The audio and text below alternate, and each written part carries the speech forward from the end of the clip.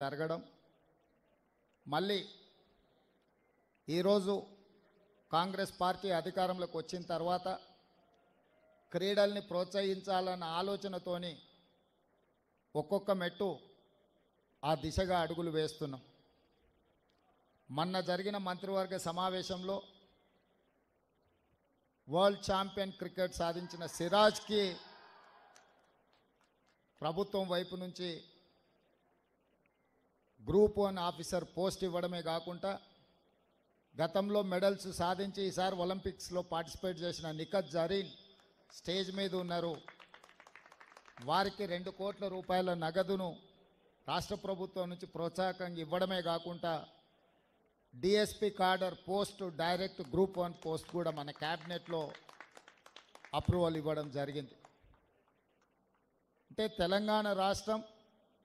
తెలంగాణ రాష్ట్రంలో ఉన్న యువతను క్రీడల వైపు మళ్ళించాలి, క్రీడల వైపు ఆసక్తిని పెంచాలి అని సంపూర్ణంగా విశ్వసిస్తుంది, ఆలోచించి అందుకే ఈరోజు సండే అయినా ఇతర కార్యక్రమాలున్నా హైదరాబాద్ రన్నర్స్ ఆర్గనైజ్ చేసిన ఈవెంట్లో రాష్ట్ర ప్రభుత్వ అధినేతగా ముఖ్యమంత్రిగా ఈ కార్యక్రమంలో పాల్గొనడం ద్వారా తెలంగాణ రాష్ట్రంలో ఉన్న యువతకు ఒక సందేశాన్ని పంపాలని ఈరోజు నా సహచార మంత్రి ప్రభుత్వ భాగస్వాములందరినీ కూడా తీసుకొని ఈ కార్యక్రమంలో పాల్గొనడం జరిగింది.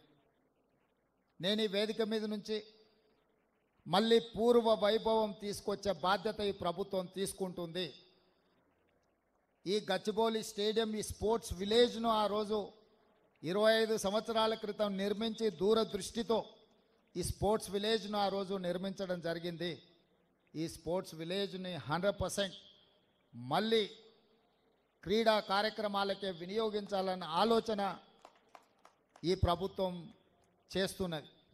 ఇదే కాకుండా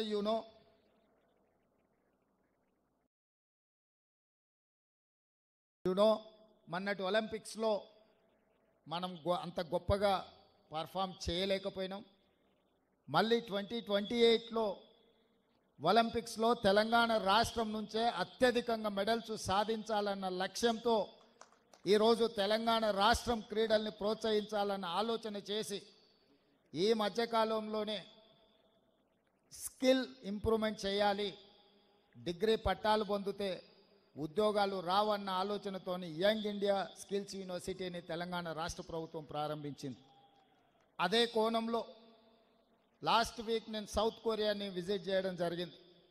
సౌత్ కొరియన్ స్పోర్ట్స్ యూనివర్సిటీని పర్సనల్గా నేను విజిట్ చేసి అక్కడ ఆర్చరీలో 3 గోల్డ్ మెడల్స్ సాధించిన ఒక గర్ల్ని కలిసి అక్కడ యూనివర్సిటీ మేనేజ్మెంట్తో మాట్లాడి ఒక స్పోర్ట్స్ని తెలంగాణ రాష్ట్రంలో మేము అభివృద్ధి చెయ్యాలి అంటే వాళ్ళ సహకారం ఉండాలి అని చెప్పి సౌత్ కొరియన్ స్పోర్ట్స్ యూనివర్సిటీతో కూడా ఒక ఒప్పందానికి ఒక అవగాహనకు రావడం జరిగింది.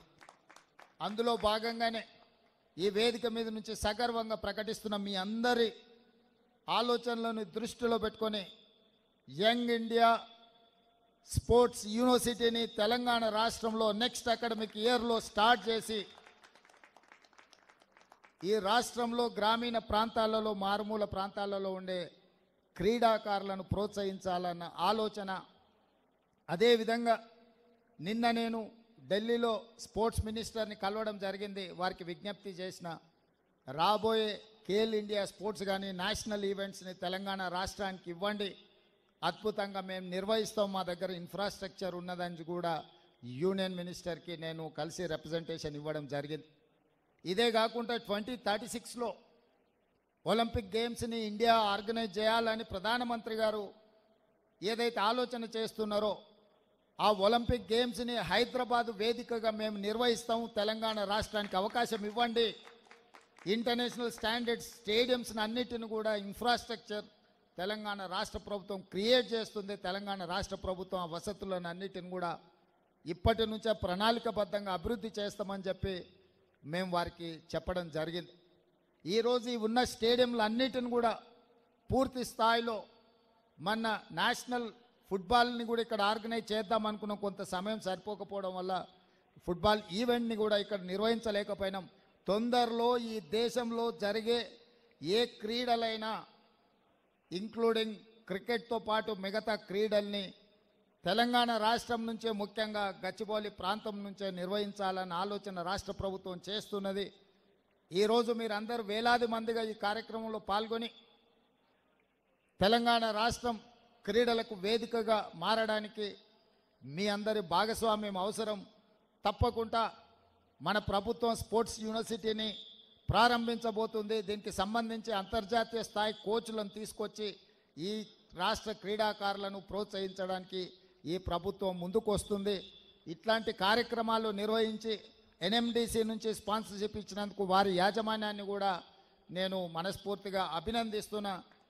Just I wanted to share with you, Hyderabad is the place for sports and games. ఈ దేశం భారతదేశం అంటే, భారతదేశంలో క్రీడలను ప్రోత్సహించే రాష్ట్రం ఏది అని ఎవరైనా అడిగితే అది తెలంగాణ రాష్ట్రమే అయ్యి ఉండాలి అని